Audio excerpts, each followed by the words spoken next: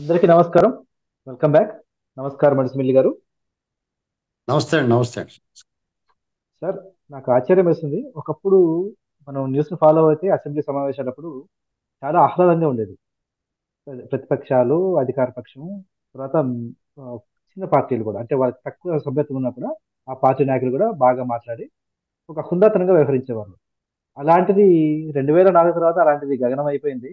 ఇక 2014లో వచ్చేసరికి ఏపీ అసెంబ్లీలో ఇక ప్రతిపక్ష నాయకుడు శుక్రవారం అయితే వెళ్ళిపోవడం, తర్వాత మిగతా రోజుల్లో ఆయనకి ఇష్టం లేకపోతే ఏదో విధంగా చేసి గలాట్ చేసి సస్పెండ్ అవుదామని చెప్పేసి చేయడము, ఇలా ఉండేది. లేదా మిగతా నాయకులు కొంచెం ఆ, సభ్యత ప్రవర్తించి చేయడం అనమాట, ఇలా చేసేవాళ్ళు. ఇప్పుడు తెలంగాణ అసెంబ్లీని చూస్తుంటే ముచ్చటేస్తుంది. కొత్తగా ఏర్పడిన ప్రభుత్వమైనా, రేవంత్ రెడ్డి గారికి అనుభవం లేకపోయినా ముఖ్యమంత్రిగా మొదటిసారి అయినా కూడా చాలా బాగా నడిపిస్తున్నారు. ఇప్పటికీ కూడా ప్రతిపక్ష నాయకులు, తెలంగాణలో ప్రతిపక్ష నాయకులు మాట్లాడుతూ తెలంగాణ ద్రోహి చంద్రబాబు నాయుడు అని అంటున్నారు. ఇంకా ఎంతకాలం సార్ ఇది? 10 ఏళ్ళైంది వాళ్ళ రాష్ట్రం ఏర్పడి. ఇంకా చంద్రబాబు నాయుడే వాళ్ళ తెలంగాణ ద్రోహిగా వాళ్ళకి అది తప్ప వాళ్ళకి వేరే వర్డ్ లేదు వాళ్ళకి. దీన్ని అంతా చూస్తే ఎలా అనిపిస్తుంది సార్? మీకు మీ వాళ్ళు ఓడిపోవడం కారణం అదే అండి.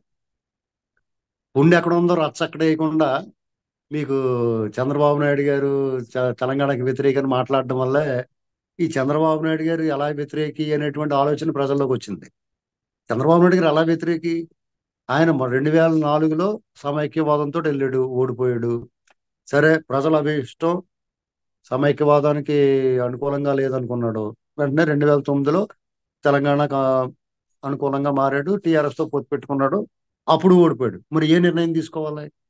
అయినా సరే ఉవ్వెత్తున ఎగిసిన ఉద్యమానికి, ప్రజలకి అభిష్టానికి తల వంచైన ప్రజల పట్ల ప్రజల అభిప్రాయాలు గౌరవిస్తూ తెలంగాణ రాష్ట్రం కోసం లెటర్ ఇచ్చాడు. ఆయన తప్పే ఉంది? ఆయన ఏం తప్పు చేసాడు? అలాగే తెలంగాణలో ఉన్న తెలుగుదేశం నాయకులందరూ కూడా తెలంగాణ కావాలని కోరుకున్నారు. తెలంగాణ కోసం పోరాడారు, ఉద్యమం చేశారు. ఆ ఉద్యమంలో వాళ్ళు భాగస్వాములు. ఏ ఒక్కలో కేసీఆర్ గారు ముందున్నాడు కానీ యాక్చువల్ గా కాంగ్రెస్ నాయకులు ఆ రోజు సహకరించకపోతే ఆయన వల్ల ఏమవుద్ది? ఇప్పుడు జగన్మోహన్ రెడ్డి గారు మొన్నటి వరకు కేసీఆర్ గారు అవలంబించిన విధానాలు అవలంబిస్తే తెలంగాణలో ఒక్క ఉద్యమకారుడు రోడ్డు మీద రాగలుగుతారా? ఇది గమనించుకోవాలి. ఆ రోజు చంద్రబాబు నాయుడు గారు ఇప్పుడు వీళ్ళు ఏమంటారు? రేవంత్ రెడ్డిని తెలంగాణ ద్రోహి, చంద్రబాబు గారు శిష్యుడు, ఆయన అనుచరుడు మాట్లాడతారు. తుపాకీ చూపించాడు అంటారు. తుపాకీ చూపించకపోతే ఏం చేస్తారు? రోడ్డు మీదకి వచ్చి రాళ్ళు గరేసి కర్రలు ఇచ్చి కొడుతుంటే తుపాకీ చూపించాడు. నువ్వు ఉద్యమం అంటే ఉద్యమంలో చేయాలి కానీ వ్యక్తుల్ని పార్టీలని టార్గెట్ చేయటం ఏంటి? ఎవరైతే తెలంగాణ వాళ్ళో వాళ్ళు టార్గెట్ చేయకుండా వాళ్ళతో చేరి, కాంగ్రెస్ తో చేరి వాళ్ళు ఇష్టం ఉన్నట్టు మాట్లాడేవారు. అందుకని వీళ్ళు తిరగబడ్డారు. ఇంకా అది అయినా సరే రాష్ట్రం విభజన జరిగి 10 సంవత్సరాలు అయింది. ఎవరి పాటలు వాళ్ళు పడుతున్నారు. చంద్రబాబు నాయుడు గారు ఒక రకంగా చెప్పాలంటే తెలంగాణలో రాజకీయ పార్టీగా తన పార్టీ ఉనికిని కాపాడుకోవడానికి ప్రయత్నం చేసి ఉండొచ్చు తప్ప ఆయన ఏమి తెలంగాణ రాజకీయాల్లో కలవ చేసుకోవట్లేదు. తెలంగాణ గురించి కించపరిచేలాగా తెలంగాణ ప్రజలను కానీ తెలంగాణను కానీ కించపరిచేలాగా ఎప్పుడూ వ్యాఖ్యలు చేయలేదు ఆయన. అయినా సరే ఆయన నామస్మరణ, చంద్రనామస్మరణతో గడుపుతున్నారు వాళ్ళు. గత ఎన్నికల్లో కూడా చంద్రబాబుని అడ్డం పెట్టుకుని సెంటిమెంట్ రగల్చడానికి ప్రయత్నం చేసి చంద్రబాబు చంద్రబాబు అంటే చంద్రబాబు గారిని అత్యంత నీచంగా జుగుప్సాకరంగా నిందించి గెలిచాడు అని దానికి కూడా ఒక కారణమైంది. కానీ ప్రజలకు అర్థమవుతుంది కదా, ఒక రోజు కాకపోతే ఒక రోజన్నా ఆయన ఏం తప్పు చేయడరా పాపం, ఆయన మీద పడేడుతున్నారు వీళ్ళు అనుకున్నారు. అందుకని ఈసారి ఆయన మౌనంగా ఉన్నాడు. సైలెన్స్ గా ఉంటే ఎంత దారుణమైన విధ్వంసం జరుగుద్దో తెలిసింది. చంద్రబాబు నాయుడు గారి పేరెత్తుకుని చంద్రబాబు నాయుడు గారిని బూచిగా చూపించి వీళ్ళు పాపం గడుపుకుంటున్నారని చెప్పేసి ఏం చేశాడు చంద్రబాబు గారు? ఆ పార్టీ పోటీలోంచి విరమించుకున్నారు. పక్కన కూర్చొని చూశారు. వాళ్ళు ఆడాల్సింది ఆడకుండా గ్యాలరీలో కూర్చొని చూశారు. అప్పుడు నిజంగానే వాళ్ళ శిష్యుడే కాదా? కేసీఆర్ గారు కాదా ఆయన శిష్యుడు? చంద్రబాబు గారు మీరు చంద్రబాబు నాయుడు గారిని ఇంత దారుణంగా దూషిస్తున్నారు వీళ్ళు. చంద్రబాబు నాయుడు గారి ద్వేషులు గమనించాల్సింది ఏంటంటే చంద్రబాబు నాయుడు గారు సహచరులు ఒకప్పుడు చంద్రబాబు నాయుడు గారు మంత్రివర్గంలో పనిచేసిన కేసీఆర్ గారు చంద్రబాబు నాయుడు గారు శిష్యుడే. ఒక రకంగా చెప్పాలంటే ఆయన తెలంగాణకు తొలి ముఖ్యమంత్రి అయ్యాడు. రెండో రెండో ముఖ్యమంత్రి మళ్ళీ చంద్రబాబు నాయుడు గారిని ఇంకా ఎక్కువ ఆరాధించి ప్రేమించి అభిమానించి ఆరాధించే రేవంత్ రెడ్డి అయ్యాడు. ఇది కాదనలేని సత్యం. నువ్వు చేస్తాడు డెఫినెట్ గా సహకారం అందించడము. కాంగ్రెస్ చంద్రబాబు నాయుడు గారు కాంగ్రెస్ సహకారం చేసాడు, జత చేస్తాడు. So what? చేయకూడదా? ఎందుకు చేయకూడదు? కాబట్టి వీళ్ళు అసెంబ్లీలో కూడా ఇంకా చంద్రబాబు గురించే మాట్లాడుతున్నారు. ఇది ఆ వ్యక్తిత్వానికి విశిష్టత. పొగిడి వాళ్ళు ఉంటారు, తెగిడి వాళ్ళు ఉంటారు. మొన్న ఎన్నికలు ఏం చేశారు? టీఆర్ఎస్ వాళ్ళు తెలుగుదేశం జెండా పెట్టుకోలేదా? చంద్రబాబు నాయుడు గారి గురించి చంద్రబాబు నాయుడు గారు అరెస్ట్కి నిరసనగా ర్యాలీలు తీశారు బీఆర్ఎస్ ఎమ్మెల్యే క్యాండిడేట్స్. అన్ని పార్టీలు, బీజేపీ వాళ్ళు, అన్ని పార్టీల వాళ్ళు వాడుకున్నారు, ఆ జెండాను వాడుకున్నారు. అసలు ఇప్పుడు రేవంత్ రెడ్డి గారు దానికి సరైన సమాధానం చెప్పాడు. అసలు కేటీఆర్ గారు మొట్టమొదటిగా ఎమ్మెల్యే అయ్యింది చాలా స్వల్ప తేడాతో గెలిచాడు. అది కూడా తెలుగుదేశం జెండా మెళ్ళ వేసుకుంటే పొత్తులో గెలిచాడు, లేదంటే అటర్ఫ్లాప్ అయిపోయినాడు, ఓడిపోయేవాడు. అవన్నీ మర్చిపోయి, గతాన్ని మర్చిపోయి ఇష్టమైన మాట్లాడి ఎగతాళి ఒళ్ళంతా దురహంకారంతో మాట్లాడితే దాని పర్యవసానాలు ఎలాగ ఉంటాయి.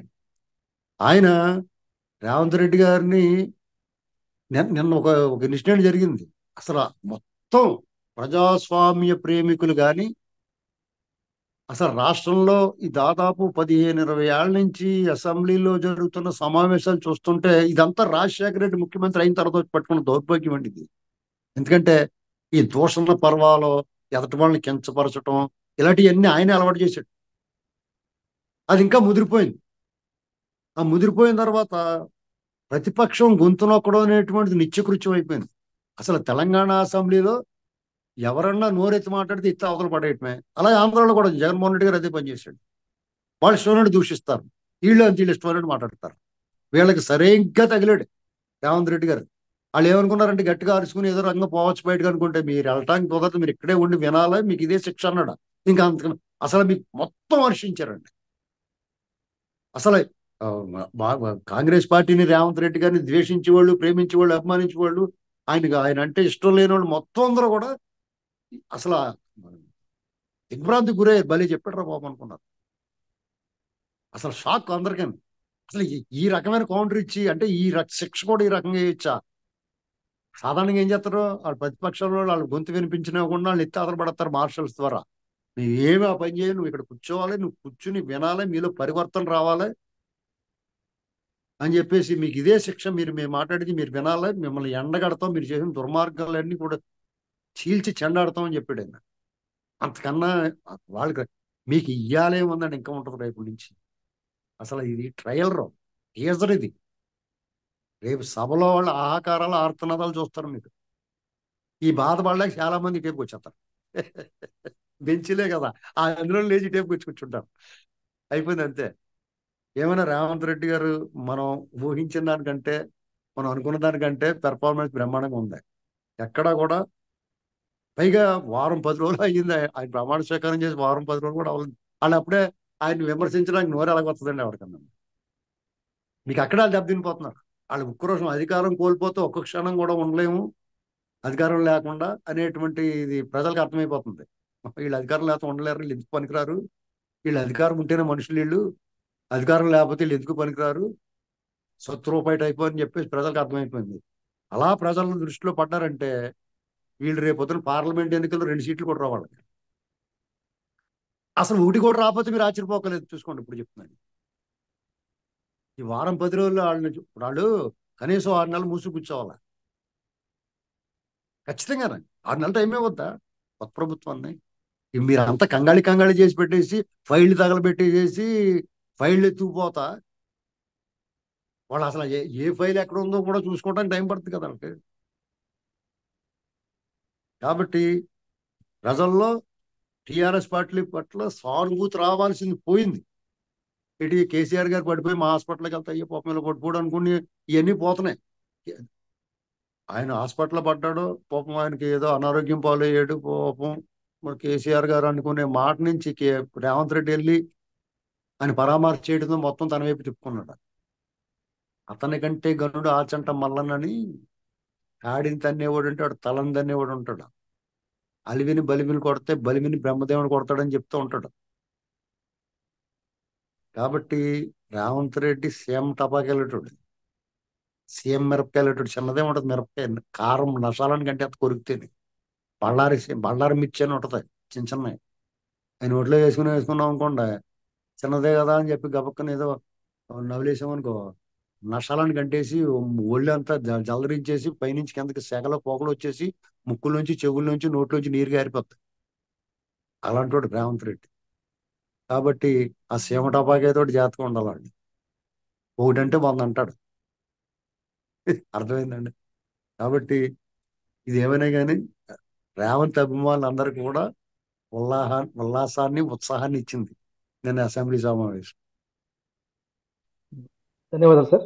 ఆ, చూద్దాం సమావేశాలు ఇలాగే ఆ, ప్రతి సంవత్సరం అంటే ఈ సంవత్సరంలో ఇంతకు ముందు అయితే ఆ, ఒక సెషన్ 2 సెషన్లు నడిచేవి. అలా కాకుండా ఈసారి నిజంగానే ప్రజా సమస్యలు బాగా ఆ, వినిపించి దాని గురించి డిస్కస్ చేసి మంచి చట్టాలు రావాలని ఆశిద్దామని. ధన్యవాదాలు సార్.